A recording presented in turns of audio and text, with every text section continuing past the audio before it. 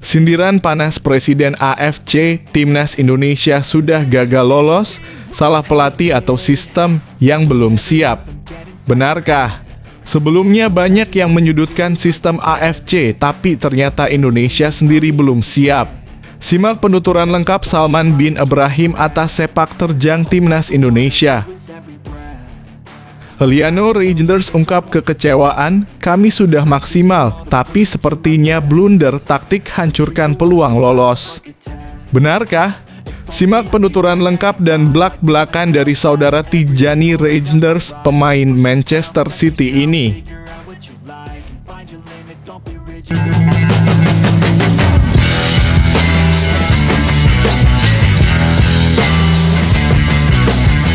Sebelum kita lanjut ke berita terlengkapnya, alangkah mulianya bagi kalian untuk tekan tombol like dan yang belum subscribe, tolong subscribe channel ini. Sindiran panas Presiden AFC, Timnas Indonesia sudah gagal lolos, salah pelatih atau sistem yang belum siap. Benarkah? Sebelumnya banyak yang menyudutkan sistem AFC, tapi ternyata Indonesia sendiri belum siap. Simak penuturan lengkap Salman bin Ibrahim atas sepak terjang Timnas Indonesia.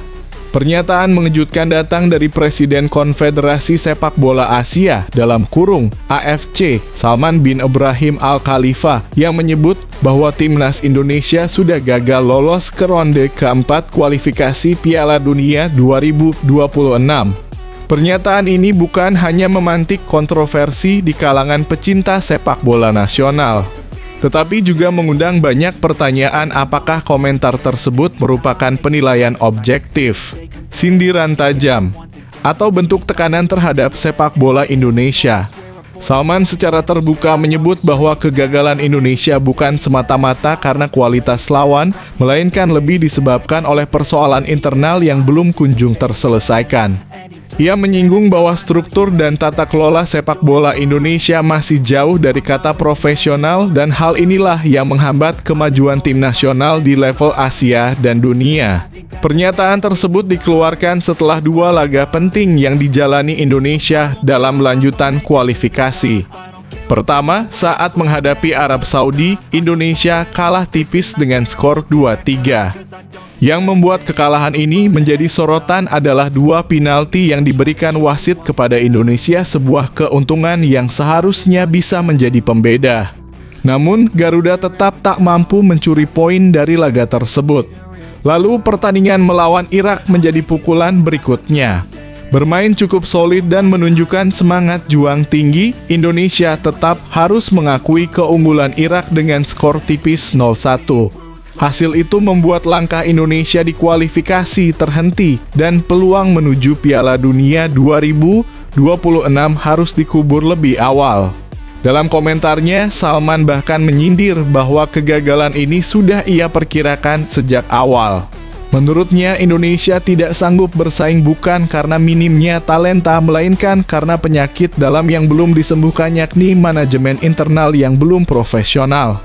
Ia menyebut bahwa sebelum bicara soal prestasi, Indonesia harus terlebih dahulu menata sistem sepak bolanya secara menyeluruh, dari hulu ke hilir.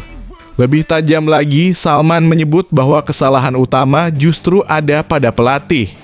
Dalam pandangannya, meskipun wasit sudah memberikan dua hadiah penalti saat melawan Arab Saudi, hasil akhir tetap menunjukkan kekalahan. Ini menunjukkan ada persoalan taktik dan kesiapan tim yang tidak maksimal. Namun kritik yang mengarah pada pelatih tentu tidak bisa berdiri sendiri tanpa melihat gambaran besar yang ada di balik layar. Di satu sisi, pernyataan ini bisa dilihat sebagai bentuk sindiran terhadap ketidaksiapan Indonesia sebagai kekuatan baru di Asia. Di sisi lain, komentar ini dapat menjadi cambuk bagi seluruh elemen sepak bola tanah air untuk melakukan evaluasi besar-besaran. Karena jika yang berbicara adalah Presiden AFC, bukan media, bukan fans, dan bukan pengamat lokal, maka tentu hal ini patut menjadi alarm serius bagi federasi. Reaksi dari publik Indonesia pun terbagi. Sebagian menilai komentar Salman terlalu meremehkan dan tidak menunjukkan respek terhadap perjuangan pemain yang sudah tampil habis-habisan. Namun ada juga yang melihat pernyataan ini sebagai bentuk tamparan keras yang mungkin memang dibutuhkan agar sepak bola Indonesia berhenti hidup dalam euforia sesaat dan mulai fokus membangun fondasi yang kokoh. Fakta di lapangan memang menunjukkan bahwa meskipun ada kemajuan dari sisi permainan, timnas Indonesia masih sering kehilangan konsistensi, terutama dalam menghadapi tekanan. Pertahanan yang belum solid, transisi yang lambat, serta ketergantungan pada segelintir pemain menjadi catatan penting yang tak bisa diabaikan. Terlebih, sistem pembinaan pemain usia muda dan kompetisi lokal pun belum sepenuhnya berjalan secara berkesinambungan dan profesional. Pertanyaan besar pun muncul, apakah memang saat ini terlalu dini bagi Indonesia untuk bicara soal Piala Dunia? Atau justru momen ini harus dijadikan titik balik untuk membangun sistem yang lebih kuat ke depan? Salman menutup pernyataannya dengan satu kalimat yang cukup mengena, siapkan dulu dari hulu ke hilir, baru timnas Indonesia bisa berjaya. Kalimat ini mungkin terdengar sinis, tapi juga mengandung pesan yang mendalam. Tanpa sistem yang tertata rapi, tanpa manajemen yang profesional, dan tanpa perencanaan jangka panjang yang konsisten, mustahil bagi sebuah negara untuk bersaing di level tertinggi. Kini, setelah kegagalan ini, bola berada di tangan para pemangku kebijakan sepak bola Indonesia. Evaluasi tak bisa hanya menyasar pelatih atau pemain, tetapi juga menyentuh aspek struktural dari federasi, sistem kompetisi, pembinaan usia dini, hingga kultur sepak bola nasional.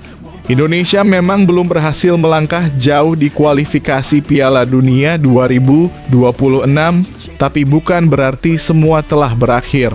Justru dari kegagalan inilah harus lahir generasi baru, sistem baru, dan semangat baru untuk mengejar mimpi yang selama ini hanya menjadi wacana. Salman sudah bicara, dunia sudah menilai. Kini saatnya Indonesia menjawab bukan dengan kata-kata, tapi dengan kerja nyata. Video di atas hanya ilustrasi belaka, bukan kejadian sebenarnya, karena kami berharap Timnas Indonesia dan PSSI jadi lebih baik lagi.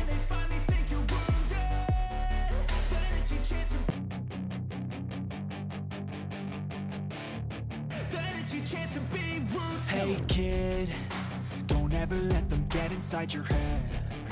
They'll tell you what to do in life instead of everything you know that you could get. Don't let them guide your life towards your Heliano Reijnders ungkap kekecewaan, kami sudah maksimal, tapi sepertinya blunder taktik hancurkan peluang lolos. Benarkah? Simak penuturan lengkap dan belak-belakan dari saudara Tijani Reijnders, pemain Manchester City ini. Setelah resmi kembali ke Indonesia usai pertandingan menentukan di babak ketiga kualifikasi Piala Dunia 2026 zona Asia, Heliano Reijnders, gelandang naturalisasi timnas Indonesia, akhirnya angkat bicara. Dalam sebuah pernyataan emosional, Heliano mengungkapkan rasa sedih yang mendalam sekaligus kekesalannya atas kegagalan timnas melangkah ke ronde keempat kualifikasi. Ia menegaskan bahwa kekalahan yang dialami Garuda bukan karena kurangnya semangat atau kerja keras para pemain, melainkan ada masalah mendasar dalam aspek taktikal yang justru menjadi titik kelemahan tim saat bertanding di laga-laga krusial. Kekalahan kami sangat menyakitkan karena seharusnya secara probabilitas kami bisa menang atau setidaknya imbang saat melawan Arab Saudi, ujar Heliano dalam wawancara dengan media lokal di Jakarta.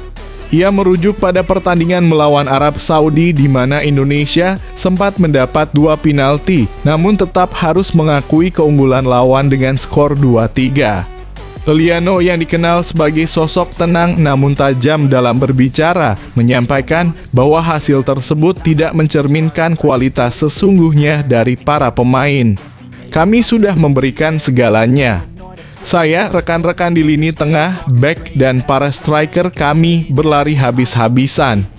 Tapi pada akhirnya sepertinya ada keputusan-keputusan di luar lapangan yang tidak berjalan seperti seharusnya, ungkapnya.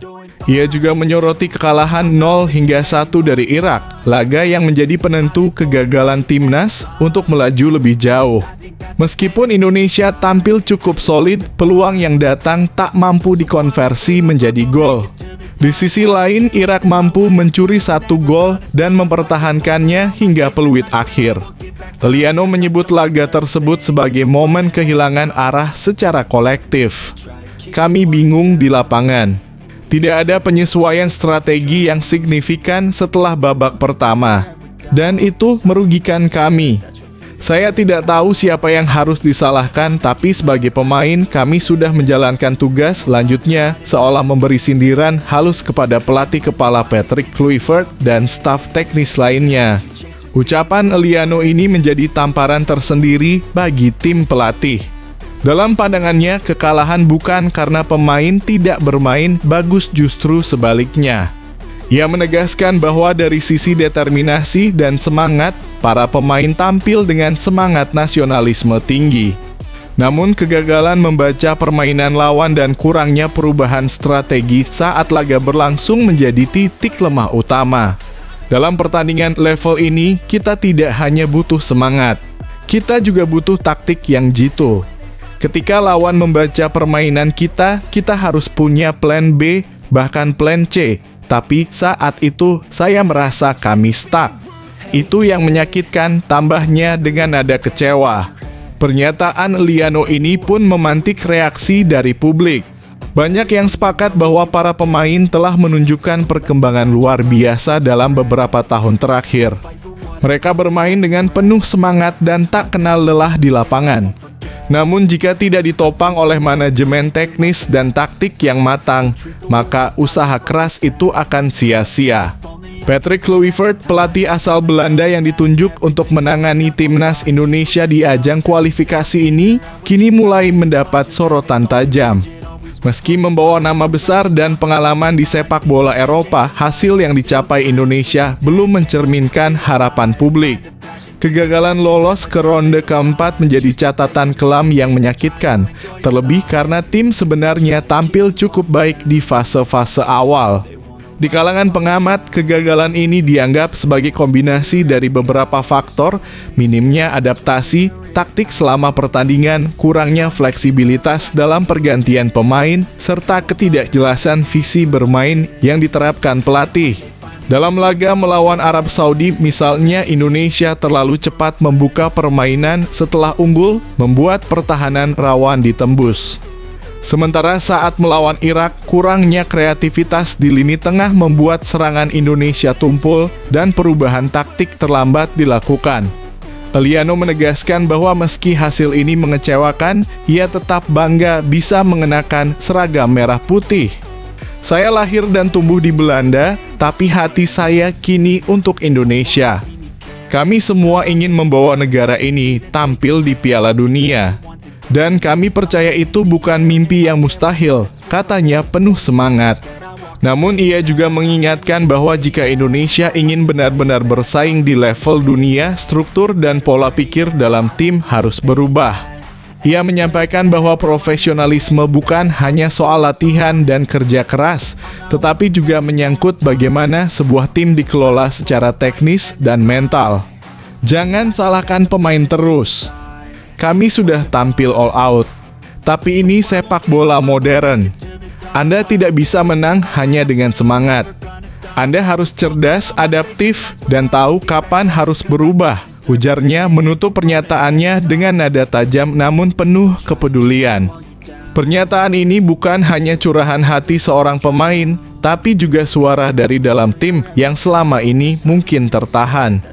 Liano tampaknya ingin mengingatkan semua pihak, terutama tim pelatih dan federasi, bahwa kegagalan ini harus menjadi titik balik, bukan sekadar alasan untuk mencari kambing hitam. Kini setelah kegagalan ini, publik menantikan langkah konkret dari PSSI. Evaluasi total terhadap performa tim nasional harus dilakukan bukan hanya kepada pelatih, tapi juga pada sistem seleksi, persiapan, dan visi jangka panjang. Video ini hanya ilustrasi agar Timnas Indonesia dan PSSI bisa menjadi lebih baik lagi. Bravo Timnas Garuda!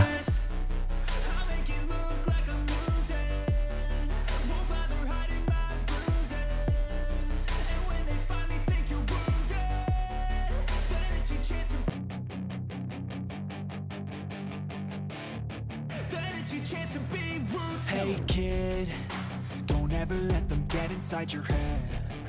They'll tell you what to do in life instead of everything you know that you could get. Saya dan para pemain sampai menangis setelah pertandingan, ucap Pak Sumarji.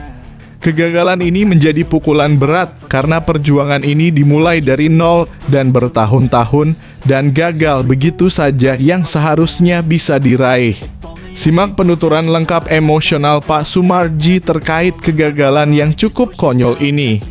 Silakan klik, pasti Anda puas melihatnya. Kegagalan timnas Indonesia lolos ke Piala Dunia 2026 melalui babak kualifikasi ronde 4 menjadi pukulan berat bagi seluruh elemen sepak bola tanah air. Setelah menelan kekalahan menyakitkan dari Arab Saudi dengan skor 2-3 dan dari Irak 0-1, harapan untuk melanjutkan ke babak berikutnya sirna. Namun yang menjadi perhatian publik kini adalah komentar pedas yang dilontarkan langsung oleh Pak Sumarji, manajer timnas Indonesia, terkait kondisi dan performa tim selama babak ini. Dalam wawancara eksklusif yang membuat banyak pihak terkejut, Pak Sumarji menyatakan rasa kecewanya yang mendalam. Sebenarnya ini semua bukan harapan kami, ujar pria yang juga memiliki peran penting dalam manajemen timnas ini.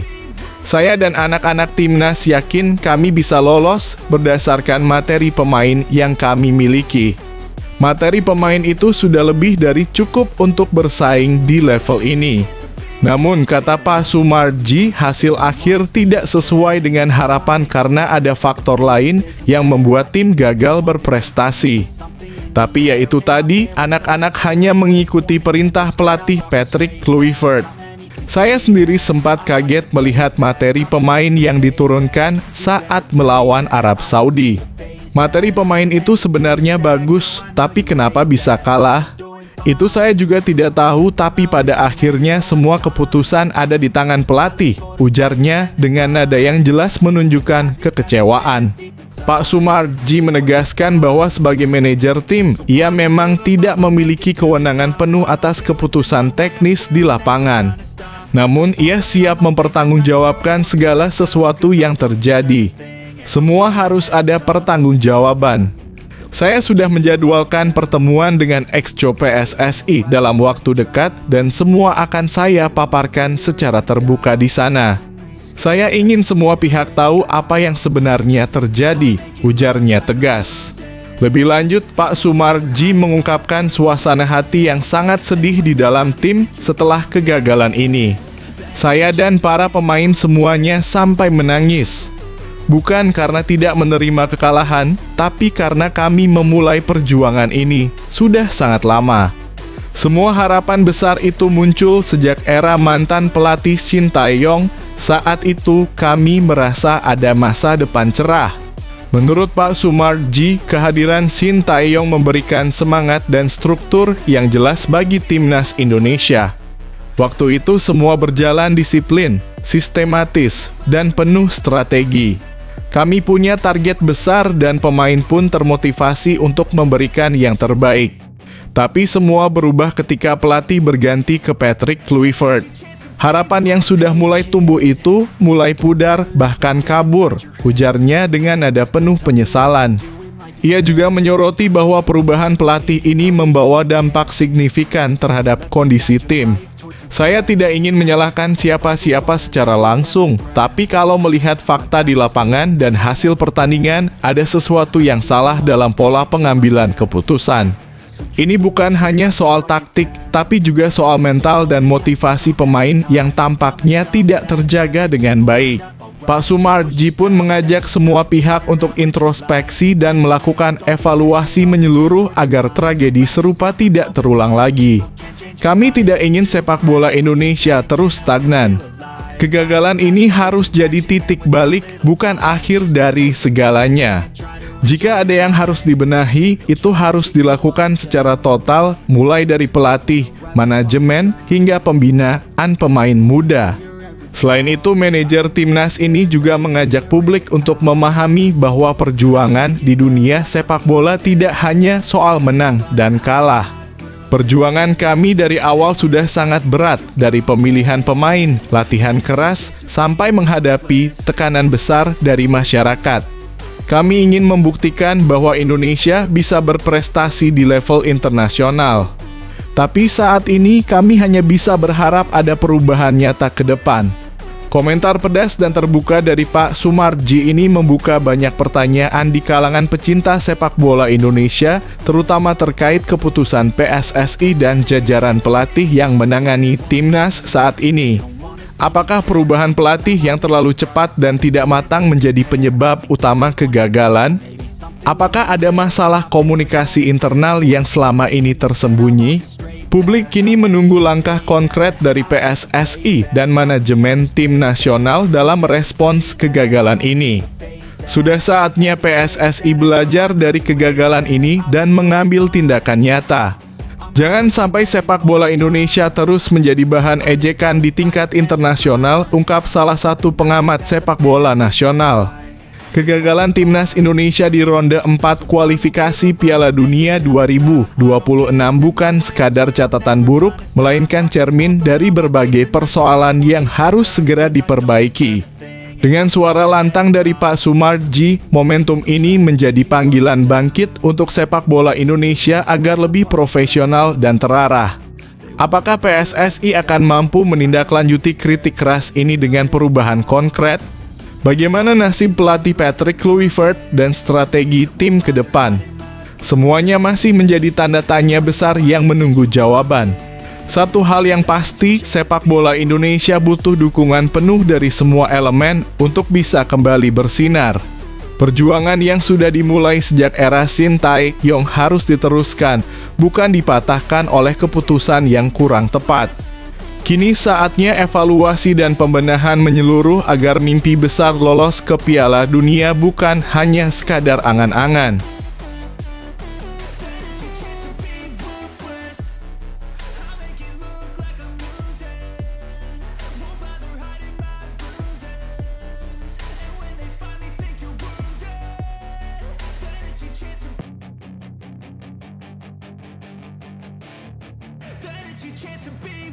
Hey kid, don't ever let them get inside your head.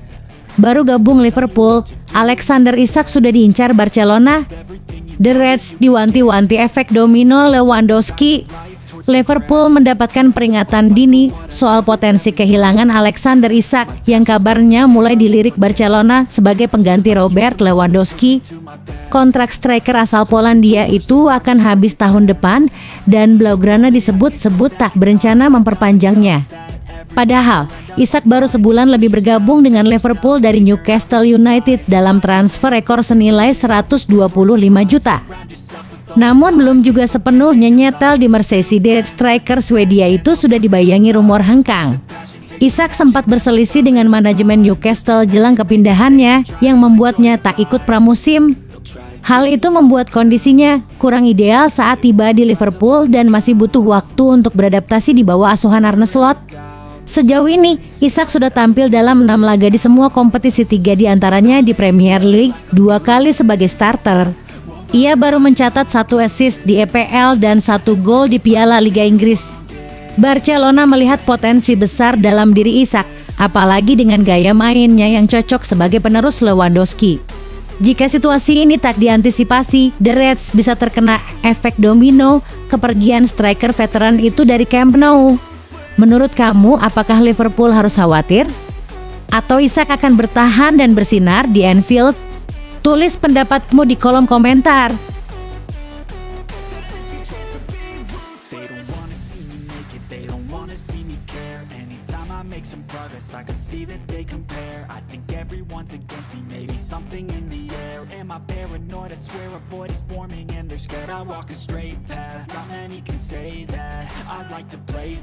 Chelsea resmi rekrut 2 bintang muda Inggris. Siapa mereka?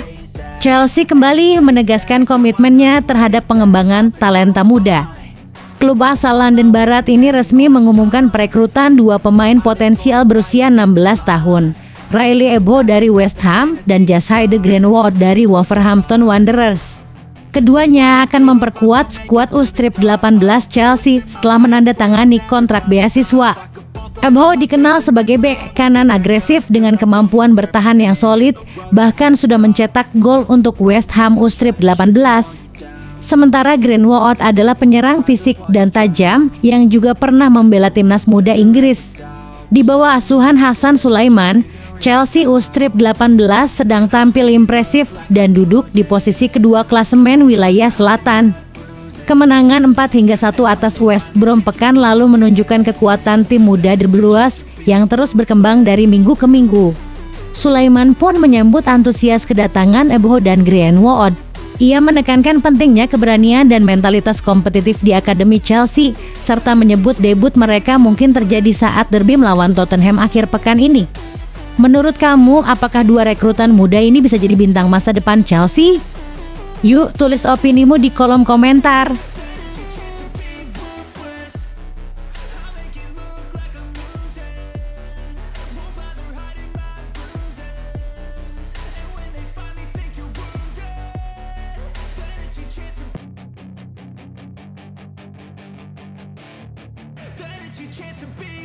Hey kid, don't ever let them Bellingham dipantau Manchester United. Ruben Amorim yakin cocok untuk skema 3-back. Manchester United dikabarkan sedang memantau Jobe Bellingham, adik dari Jude Bellingham, yang kini bermain di Borussia Dortmund. Menurut laporan BILD, pelatih Ruben Amorim menilai gelandang 19 tahun itu cocok untuk formasi 3-4-2-1 yang tengah ia bangun di Old Trafford. Jobe bergabung dengan Dortmund musim panas lalu setelah tampil cemerlang di Sunderland. Namun, ia belum tampil konsisten di bawah asuhan Niko Kovac, baru mencatatkan 281 menit bermain dalam 8 pertandingan di semua kompetisi. Ia juga belum mencetak gol atau assist sejauh ini. Situasi ini mulai menimbulkan tanda tanya soal masa depannya, meski ia baru menandatangani kontrak 5 tahun. Legenda Jerman Dietmar Hamann bahkan menyebut Jobe belum mendekati level sang kakak, Jude. MU melihat peluang besar. Mereka tengah mencari pengganti jangka panjang untuk Casemiro dan waspada akan potensi kepergian Kobbie Mainoo. Setelah memperkuat lini depan dengan Benjamin Sesko, Matheus Cunha, dan Bryan Mbeumo, kini giliran lini tengah jadi fokus utama Amorim.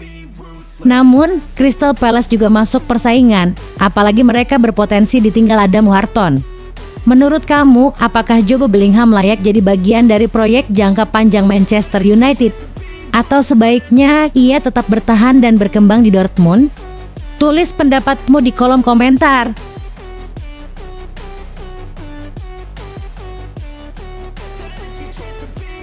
They don't wanna see me naked, they don't wanna see me care. Anytime I make some progress, I can see that they compare. I think everyone's against me, maybe something in the air. Am I paranoid? I swear a void is forming and they're scared. I walk a straight path, not many can say that. I like to play fast, cross me and there's payback. You better pray that I don't see your face at any place that I go. I know you hate that. I've been doing fine, I'm not wasting any more time.